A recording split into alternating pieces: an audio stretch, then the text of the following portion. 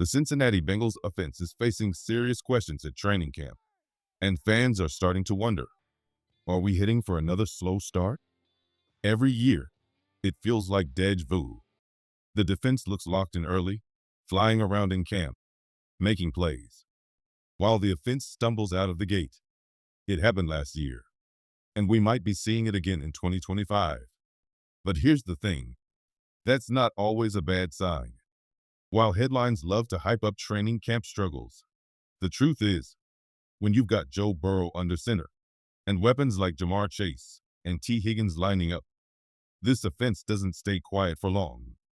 That said, the Bengals coaching staff isn't treating this lightly. Timing is still a work in progress. Chemistry is building, and with new depth pieces rotating in, especially a tight end and the offensive line, this offense is still finding its rhythm. Before we jump into the latest Bengals headline, make sure to subscribe to the channel, like the video, and don't forget to hit that bell icon so you never miss a Bengals update. Now, back to the field. Despite a few miscues in early practices, Burrow has been laser-focused. Coaches are praising his leadership. And wideouts? Jamar Chase looks like he's already in mid-season form. The real battle is in the trenches. The offensive line is being tested daily by a hungry defensive front, and that may be the biggest blessing in disguise for this offense. Iron sharpens iron. The story in 2023 was the same. The defense dominated camp, but when the regular season kicked off, the offense lit it up. 2025 could be a repeat, but with even more urgency. Stay locked in, Bengals fans. Training camp battles are just heating up, and the season is coming fast. Joe Burrow just delivered his most electric practice of the offseason, and it might be the clearest sign yet that the Bengals offense is finally ready to explode. After a few days of defensive dominance, the offense punched back hard, and it all started with QB1. Joe Burrow was dialed in from the first snap. Quick releases, tight windows, and yes, even some fancy footwork. Burrow scrambled, spun out of pressure, and even picked up a first down on a designed run, showing off mobility that looks sharper than ever. This isn't just good news. This is elite-level confidence heading into a pivotal season. What's even more impressive? The chemistry. Burrow's timing with Jamar Chase and Tee Higgins looked effortless, as if no time had passed since last season. But it didn't stop there. Tanner Hudson stepped up and put together one of the most complete performances we've seen from a Bengals tight end all camp. He caught a red zone touchdown from Burrow and brought serious energy on every rep. And while Noah Fant is still getting up to speed after being added to the roster, Hudson isn't giving up that T1 spot without a fight. With injuries shaking up the depth chart, Hudson is making the most of every snap, and coaches are noticing. Burrow's consistency, Hudson's rise, and a deep WR room give the Bengals a clear path forward, one that's built on familiarity, sharp execution, and one of the most dangerous quarterback rooms in the league. This offense is heating up, and it's happening at the perfect time.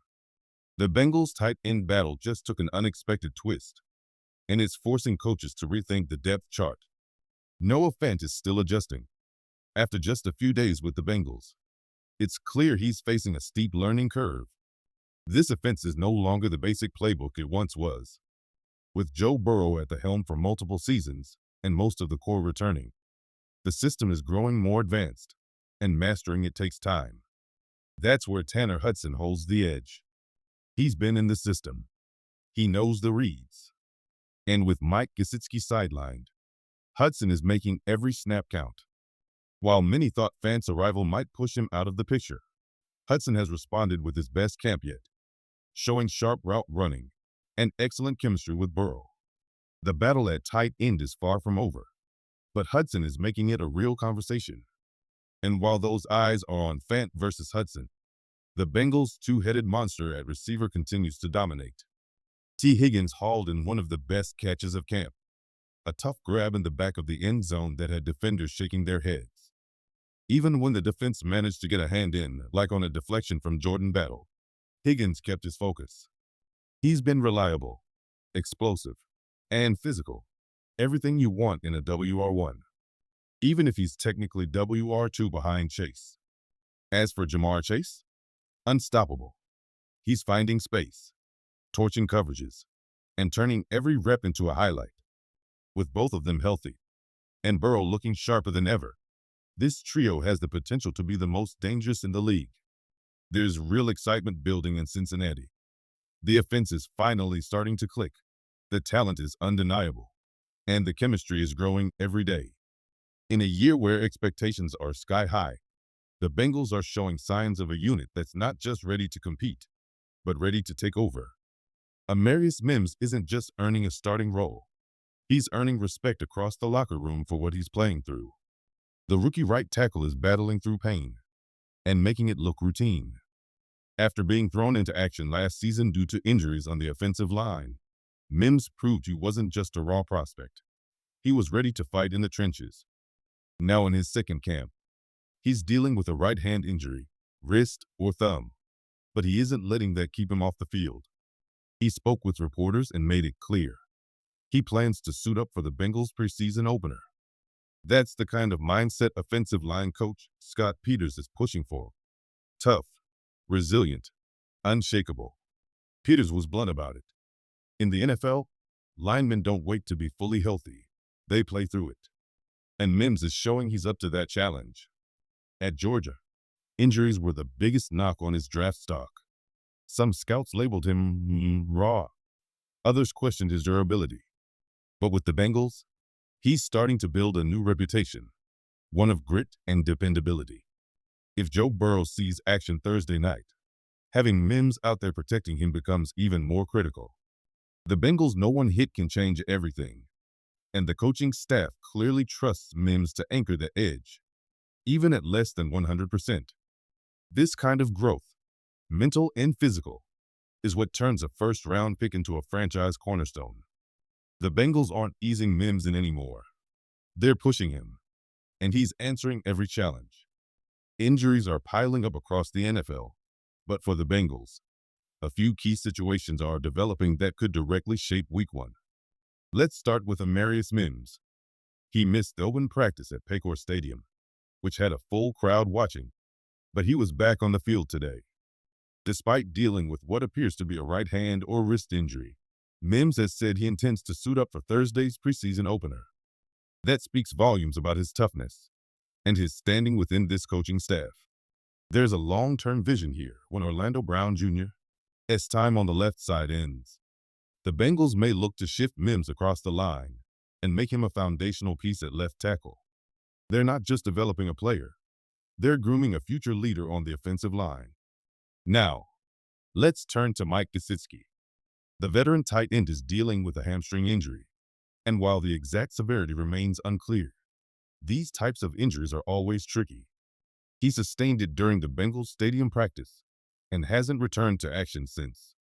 As a trusted weapon in Joe Burrow's offense, and a player both Burrow and Chase reportedly wanted back, Gesicki's absence opens the door for others, like Tanner Hudson, to get critical reps.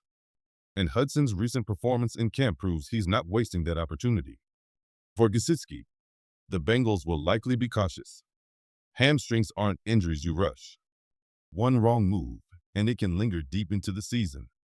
Until we hear directly from Zach Taylor, there's no official timetable. But expect the Bengals to play the long game with Gesicki. This team is thinking about September, not pushing bodies in August. The Bengals secondary is walking a tightrope, and Cam Taylor-Britt's absence only tightens the rope. Cam Taylor-Britt hasn't been on the practice field. He missed the stadium session at Paycor and remained sidelined again Sunday, working off to the side with the rehab group. Details on his injury haven't been released. But one thing is clear. Cincinnati needs him healthy and productive this season. Coming into last year, expectations were sky high. The hope was that Taylor-Britt would take the next step and become the Bengals' true lockdown corner.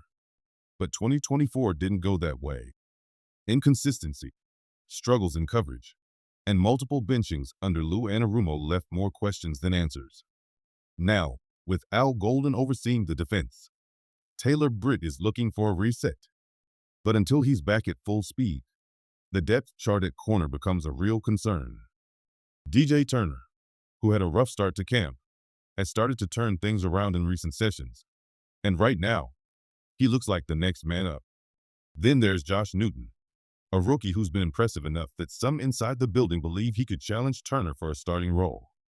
Dax Hill is still working back from his own injury, and Marco Wilson, who returned in free agency, is also dealing with physical setbacks.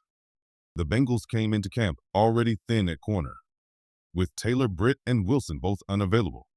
That situation is quickly becoming urgent. If Cincinnati can't solidify the outside, especially early in the season, opposing quarterbacks won't hesitate to test them deep. Taylor-Britt's health and how soon he can return might be one of the most important storylines in this entire training camp.